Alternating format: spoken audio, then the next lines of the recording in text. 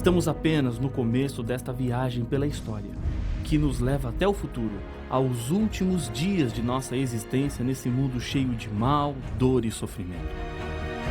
Nesse episódio, você entenderá o que é que está por trás de tanto mal.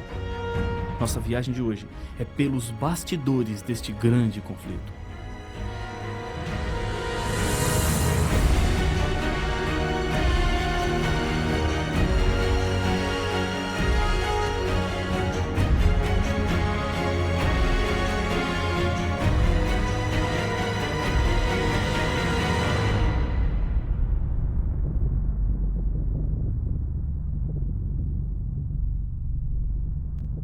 É impossível negar a existência de um conflito entre as forças do bem e do mal. O nosso mundo está cada vez mais perigoso e a sua natureza cada vez mais instável. Por um lado, percebemos em nosso mundo as pegadas que Deus deixou. A beleza da criação é vista em cada botão que desabrocha, sobre as hastes que brotam nas árvores, os pássaros que enchem de música o ar, as flores que perfumam e encantam com suas cores, o mar, o céu, a vida humana, o sorriso de uma criança. Tudo isso demonstra o cuidado que Deus teve em formar este mundo. Por outro lado, temos injustiças, dor, crimes, tragédias, famílias destruídas, as drogas, evidências do mal, plantados neste mundo pelo maior inimigo de Deus, Satanás. Embora não seja tão simples de aceitar, estamos inseridos no meio deste conflito que atinge todo o universo. Os seres humanos foram criados com o desejo de adorar a Deus. Por causa do mal, o ser humano perdeu esse desejo e é bombardeado com tentações que têm como objetivo mudar o seu interesse em Deus, nos desviando dos caminhos dele e assim nos levando a servir a Satanás. Infelizmente, muitas pessoas estão oferecendo louvores a Satanás sem ao menos saberem ou perceberem. Jesus é o personagem central e o grande herói que vem para salvar a todos. Satanás é mencionado 55 vezes em todo o livro do Apocalipse, com títulos diferentes. Em Apocalipse 12:9, ele recebe 5 títulos diferentes.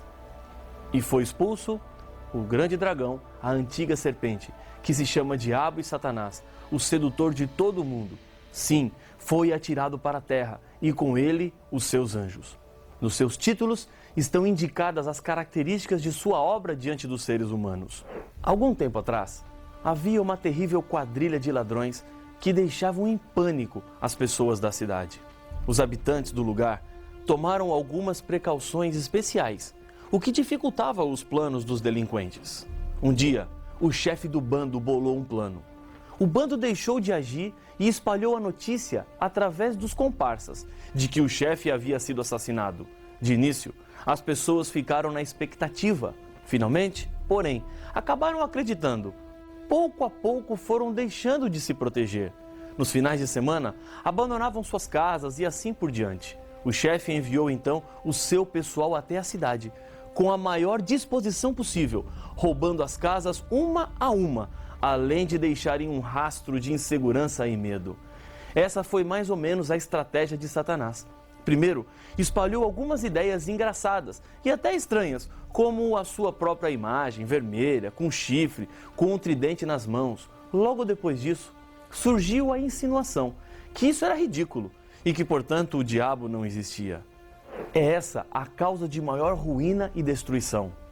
É verdade que ele não existe com essa fisionomia grotesca, mas que ele existe, existe. E sabendo disso, a melhor coisa que nós podemos fazer é nos preparar contra os seus enganos e mentiras. Se você acreditar que o diabo não existe, estará na posição certa para cair nas garras do mal, e as consequências disso serão assoladoras. Existe um teste que você pode fazer para saber se o diabo existe ou não. Resista às tentações que aparecem diante de você em um só dia, e você então verá se ele existe ou não. O Apocalipse o apresenta como o autor da rebelião contra Deus, como o grande inimigo do povo de Deus. No livro de Ezequiel, no capítulo 28, Satanás é apresentado sob o símbolo do rei de Tiro. Uma expressão da apresentação é importante para a compreensão do caráter de Deus ao criar. Acompanhe a leitura de Ezequiel 28:15. Perfeito eras nos teus caminhos, desde o dia em que foste criado, até que se achou iniquidade em ti. Deus não criou o diabo perverso como ele é hoje. Ele foi criado perfeito, era um ser honrado e com prestígio. Tinha uma importante responsabilidade no céu. Os versos seguintes contam da tragédia que aconteceu, transformando o anjo Lúcifer em diabo, contra Deus e o seu amor. A vaidade, a ambição e o orgulho fizeram dele o pai da mentira, do erro e do pecado. Na multiplicação do teu comércio, se encheu o teu interior de violência e pecaste, diz Ezequiel capítulo 28, verso 16. Agora, uma pergunta intrigante aparece. Como em um ambiente perfeito o pecado pôde aparecer? Exatamente, por ser um ambiente perfeito é que o pecado poderia aparecer. Como assim?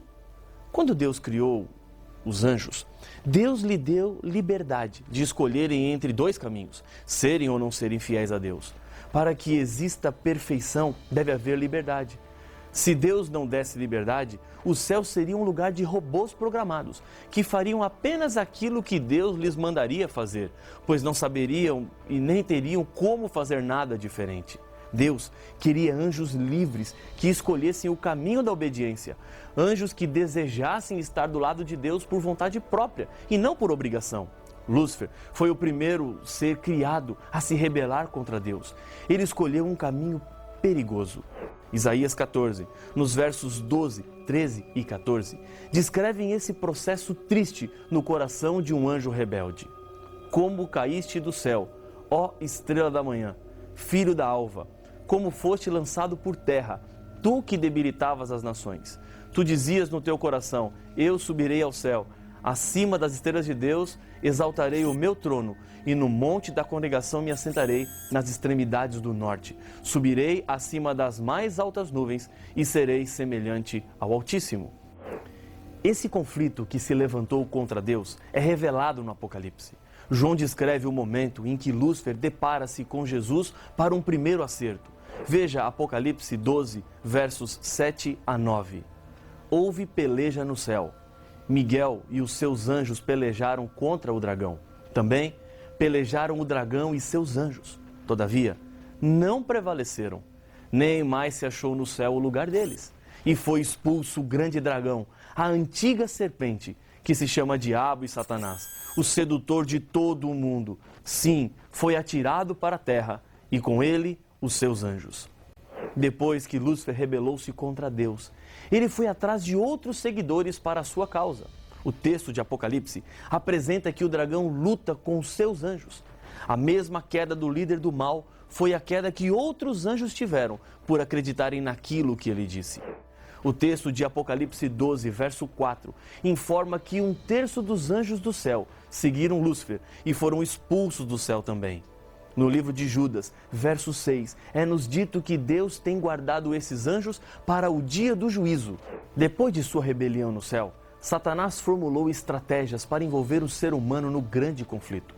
Paulo nos diz em 2 Coríntios 11, 3, que mas receio que, assim como a serpente enganou a Eva com a sua astúcia, assim também seja corrompida a vossa mente e se aparte da simplicidade e pureza devidas a Cristo. Adão e Eva abriram as portas desse mundo para Satanás. Ele se constituiu príncipe deste mundo e levou o ser humano ao cativeiro do seu poder maligno. E tudo o que o inimigo fez foi com base no engano e na sua malícia. Mas Jesus coloca ao alcance de cada ser humano armas para vencer as tentações de Satanás. Uma delas está em João 8,32, onde Jesus diz: E conhecereis a verdade, e a verdade vos libertará. Mesmo o mal sendo terrivelmente assustador, a batalha não está perdida. Através da verdade que encontramos na Bíblia, que é a palavra de Deus, recebemos forças e ajuda do céu para nos tornarmos vencedores em Cristo. Aquele que pratica o pecado procede do diabo, porque o diabo vive pecando desde o princípio. Para isso se manifestou o Filho de Deus, para destruir as obras do diabo. 1 João, capítulo 3, verso 8. Embora o mundo seja completamente devastado e marcado pelo mal, a Bíblia nos assegura que Deus não ficou indiferente a esse problema. Deus venceu o mal e em breve destruirá de uma vez por todas o diabo e todas as consequências que sua rebelião trouxe para o mundo. Para conseguir alcançar o seu plano de tomar conta do mundo enganando o primeiro casal, Satanás usou de uma estratégia que a Bíblia nos revela em 2 Coríntios capítulo 11, versos 14 e 15. E não é de admirar, porque o próprio Satanás se transforma em anjo de luz. Não é muito, pois, que os seus próprios ministros se transformem em ministros de justiça, e o fim deles será conforme as suas obras. Fica evidente nesse texto bíblico que Satanás nunca se apresenta abertamente como ele é ou quem ele é. Essa sua estratégia tem se demonstrado muito eficiente. Ele se cobre de piedade, faz milagres, disfarça-se atrás de um prazer bonito, uma filosofia interessante, uma pessoa cativante, num site bem construído e com propostas irrecusáveis no trabalho e na vida pessoal. No Éden, Satanás serviu-se de um instrumento incrível, a serpente, um animal que, no mundo sem pecado que Deus havia criado, era bonito. Por meio dessa manifestação, ele apresentou-se como um defensor de uma liberdade e proclamou sua pretensa superioridade de desobedecer à lei de Deus. Hoje, estamos sofrendo as terríveis consequências de Adão e Eva terem dado ouvidos a ele. O último passo do plano de Satanás é divulgar que Deus é o culpado por aquilo que o diabo faz. Assim, ele quer fazer de Deus o culpado do mal. Mas essa culpa Deus não tem. A culpa é do próprio Satanás, que é o originador do mal. E em segunda instância, os culpados somos nós, seres humanos, que escolhemos muitas vezes andar pelos caminhos do mal. Paulo adverte, dizendo que pretensos servos de justiça se apresentam às pessoas, mas na verdade são armadilhas do inimigo de Deus. E o inimigo de Deus está sempre preocupado em preparar novas maneiras para aprisionar os filhos e filhas de Deus. Preste bem atenção.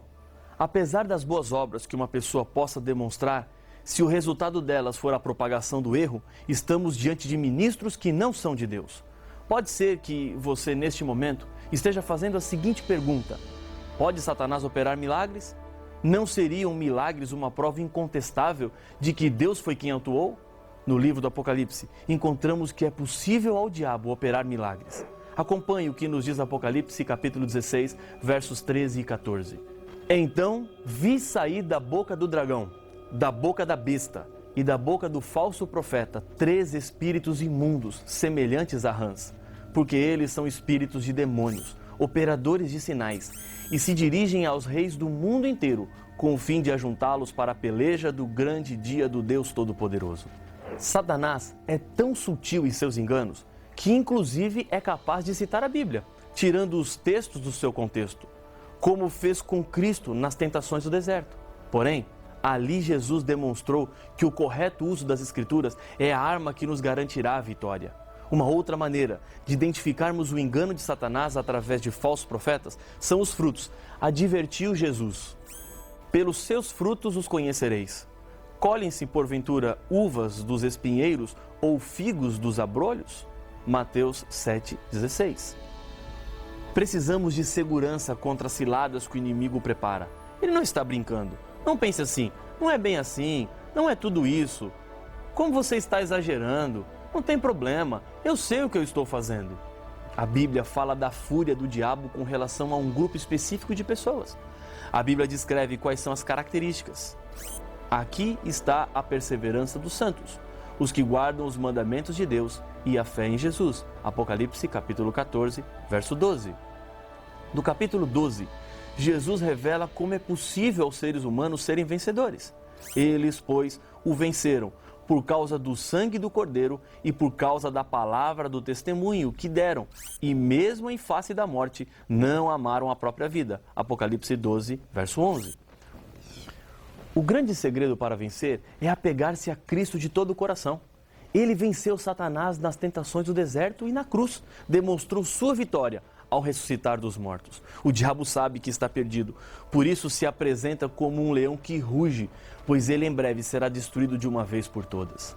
Na hora da crise, da angústia e da dor, quando tudo parece que está desmoronando e é como se o poder do mal estivesse pronto para nos destruir, é hora de buscarmos a Deus. É hora de nos colocarmos diante de Jesus e, pela fé, sentirmos a mão de Jesus estendida pronta para nos ajudar. Jesus venceu Satanás, continua vencendo e vencerá no fim dos tempos. Hebreus capítulo 4, verso 15 e 16 me diz que, porque não temos sumo sacerdote que não possa compadecer-se das nossas fraquezas. Antes, foi ele tentado em todas as coisas, à nossa semelhança, mas sem pecado. Acheguemo-nos, portanto, confiadamente junto ao trono da graça, a fim de recebermos misericórdia e acharmos graça para socorro em ocasião oportuna. Diante dos nossos olhos, Deus está traçando dois caminhos a serem seguidos: o caminho da vida ou o caminho da morte, o caminho da vitória ou o caminho da derrota, o caminho da salvação ou o caminho da perdição. Eu quero lhe dizer uma coisa, de coração a coração, olho no olho: não resista mais. Deixe Jesus entrar na sua vida.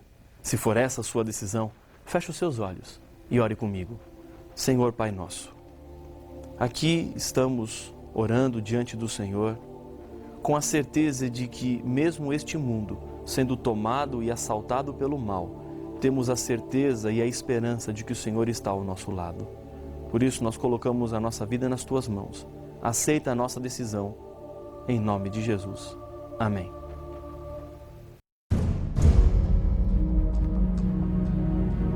Jesus não está longe no espaço, apenas olhando o que acontece aqui na Terra, mas Ele se importa e se preocupa com você. O livro da vida contém os nomes daqueles que serão salvos. Cuidado, porque Deus separará os salvos dos perdidos. Mas então, onde está Jesus? E o que está fazendo? O que é o livro da vida? Estas e outras perguntas serão respondidas no próximo episódio de Apocalipse, o fim revelado.